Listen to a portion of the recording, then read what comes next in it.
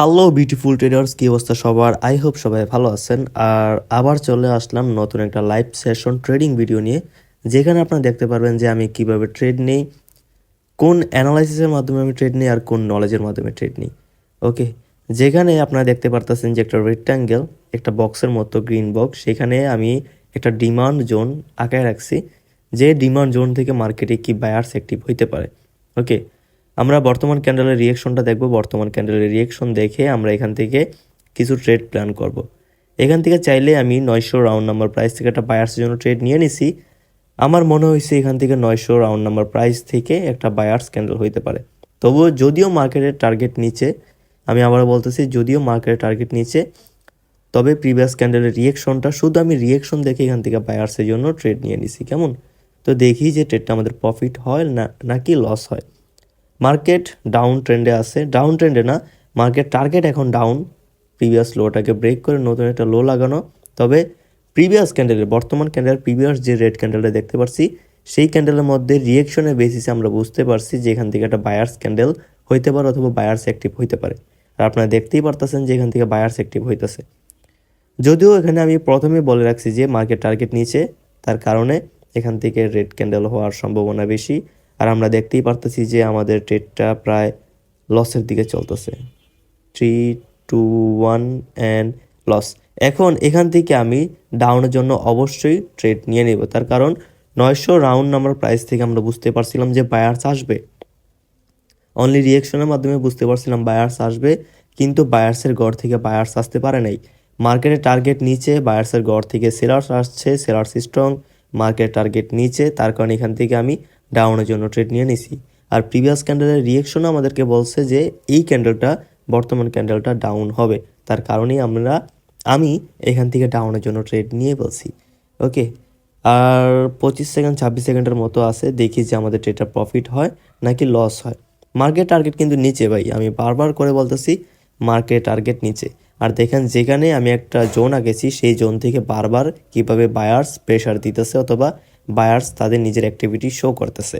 এখানে আমাদের আর 6-7 সেকেন্ড বাকি আছে, আর আমাদের ট্রেডটা কিন্তু ডিপ প্রফিটের মধ্যে চলতেছে। এখন আমরা জানি যে, দাঁড়ান ওয়েট, এখান থেকে আমি আবার ডাউনের জন্য ট্রেড নিয়ে নিই। এখন বলি কেন আমি এখান থেকে ডাউনের জন্য ট্রেডটা নিয়ে নিছি। তার কারণ সিম্পল, দেখেন আমি প্রিভিয়াস ক্যান্ডেল রিয়েকশনের মাধ্যমে এমন কিছু খুঁজে পাইছি যে এখন এখান থেকে, অর্থাৎ 180.880 রাউন্ড নাম্বার প্রাইস থেকে সেলার্স 100% আসবে ভাই, এটা আমার একটা শিওর ট্রেড। এখন যারা আমার স্টুডেন্ট তারা বলতে পারে যে স্যার এখান থেকে এখানে কিন্তু মার্কেট লো এর নিচে লো লাগে ফেলছে, নতুন একটা লো ক্রিয়েট করে ফেলছে, মার্কেট এখন পরবর্তী ক্যান্ডেল রিভার্স হইতে পারে অথবা মার্কেট রিট্রেসমেন্ট হইতে পারে। কিন্তু ভাই এখান থেকে এই ক্যান্ডেলের মধ্যে মার্কেট এখন রিট্রেসমেন্ট আসবে না। রিট্রেসমেন্ট আসলে পরবর্তীতে আসতে পারে, কিন্তু এখন আসবে না। তার কারণ প্রিভিয়াস ক্যান্ডেলের রিয়েকশনের মাধ্যমে বুঝতে পারছি যে প্রিভিয়াস ক্যান্ডেলটা যেই প্রাইজের মধ্যে ক্লোজিং দিছে সেই প্রাইজের মধ্যে সেলার্স অ্যাক্টিভ, তার কারণেই কিন্তু এখন এখান থেকে সেলার্স অ্যাক্টিভ হবেই, মানে হবেই। এখানে আমি প্রাইস নিয়ে খেলতেছি, কেমন? এখানে আমি প্রাইস নিয়ে খেলতেছি, প্রাইস কোন প্রাইসে কে অ্যাক্টিভ সেটা আমি দেখতেছি। ওকে, 73, ওকে 73 রাউন্ড নাম্বার প্রাইস থেকে এখান থেকে বায়ার্স অ্যাক্টিভ হইতে পারে, কিন্তু আমি এখান থেকে বায়ার্সের জন্য ট্রেড নিব না। তার কারণ এখানে আমরা কোনো স্ট্রং এভিডেন্স পাইনি, একটা সেলার্সের মোমেন্টামকে আমরা রিভার্স করতে পারবো না। আর এই জায়গাতে অবশ্যই রিট্রেসমেন্ট আসতে পারে, যেহেতু সেলার্সের মোমেন্টাম, মার্কেট এখন ডাউন ট্রেন্ড, তার কারণে এখান থেকে কোনো প্রকার রিস্ক আমি নিব না বায়ার্সের জন্য। আমি দেখি আজকের প্রফিট আমার $300 মতো হয়ে গেছে, $300.20। ওকে, আচ্ছা বাদ দেন, প্রফিট দেখা লাভ নেই। এখন এই জায়গাতে আমরা দেখি যে কি হয়। আমি জানি যে ক্যান্ডেলটা গ্রিন হইতে পারে, এমন হইতে পারে লাস্ট সেকেন্ডে রেড হয়ে যেতে পারে, তার কারণ পিছনে একটা সেলার্সের মোমেন্টাম আছে, মার্কেট ডাউন ট্রেন্ড, রিট্রেসমেন্ট আসতেও পারে নাও আসতে পারে। তবে প্রিভিয়াস ক্যান্ডেলের রিয়েকশন বলছে এখান থেকে বায়ার্স হইতে পারে, আমি ডাউন ট্রেন্ডে বায়ার্সের জন্য ট্রেড নিব না। আর একটা সেলার্সের মোমেন্টামের পর বায়ার্সের জন্য ট্রেড কখনোই আমি নিব না। ওকে, হোক সেটা বায়ার্স ক্যান্ডেল। ক্যান্ডেল শেষ হতে আর 5, 4, 3, 2, 1 সেকেন্ড বাকি আছে। এখন 91 রাউন্ড নাম্বার প্রাইস থেকে আমি সেলার্সের জন্য ট্রেড নিয়ে নেব, অনেকগুলো সেলার্সের জন্য ট্রেড, তার কারণ এটা আমার শিওর ট্রেড। ওকে, এটা শিওর ট্রেড, তার কারণ এক নাম্বার হলো যে market down trend, second number হলো যে একটা মোমেন্টাম, সেলার্সের মোমেন্টাম, 3 নাম্বার হলো যে একটা মোমেন্টামের পর একটা গ্রিন ক্যান্ডেল অথবা 2টা গ্রিন ক্যান্ডেল রিট্রেসমেন্ট হইতে পারে। এখন এই গ্রিন ক্যান্ডেলটাই রিট্রেসমেন্ট হবে, তার কারণ প্রিভিয়াস ক্যান্ডেলের রিয়েকশনের মাধ্যমে বুঝতে পারছি এখন 180.890 প্রাইস থেকে সেলার্স 100% আসবেই। তার কারণে এখান থেকে আমি সেলার্সের জন্য ট্রেড নিয়ে নিছি। দেখেন ট্রেডটা আমাদের প্রফিট হয় নাকি লস হয়। তাছাড়াও এখানে কিন্তু একটা মর্নিং স্টার প্যাটার্ন ক্রিয়েট হয়েছে অথবা তৈরি হয়েছে।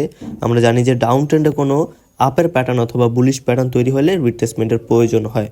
ওকে, তো আমরা দেখি যে এই ক্যান্ডেলটা যদি রেড হয় তাহলে পরবর্তীতে আরেকটা আমরা রেডের জন্য ট্রেড নেওয়ার প্ল্যান করব অথবা অপরচুনিটি খুঁজবো। তার কারণ এই ক্যান্ডেলটা যদি রেড হয়, এই ক্যান্ডেলটা আমাদেরকে বুঝিয়ে দিবে প্রিভিয়াস গ্রিন ক্যান্ডেলটা রিট্রেসমেন্ট হয়ে গেছে, আর এই ক্যান্ডেলটা রেড হয়ে গেছে, আর আমাদের ট্রেডটাও কিন্তু প্রফিট হয়ে গেছে। তো বর্তমানে বায়ার্স হইতে পারে, সেলার্স হইতে পারে। কেন বায়ার্স হইতে পারে? তার কারণ প্রিভিয়াস ক্যান্ডেল রিয়াকশন বলছে এখানে বায়ার্স হবে, কিন্তু প্রাইস অ্যাকশন বলতেছে যে প্রিভিয়াস গ্রিন ক্যান্ডেল রিট্রেসমেন্ট হয়ে হ্যামার ক্যান্ডেলটা কন্টিনিউশন দিয়ে দিছে। তো আজকে আর আমি কোনো প্রকার রিস্ক নিব না, ট্রেড নিব না। আমার টার্গেট মেবি ফিল আপ হয়ে গেছে, $1444 প্রফিট। আলহামদুলিল্লাহ, অনেক ভালোই প্রফিট হয়ে গেছে। তো আজকে আর ট্রেড নিব না। Bye bye.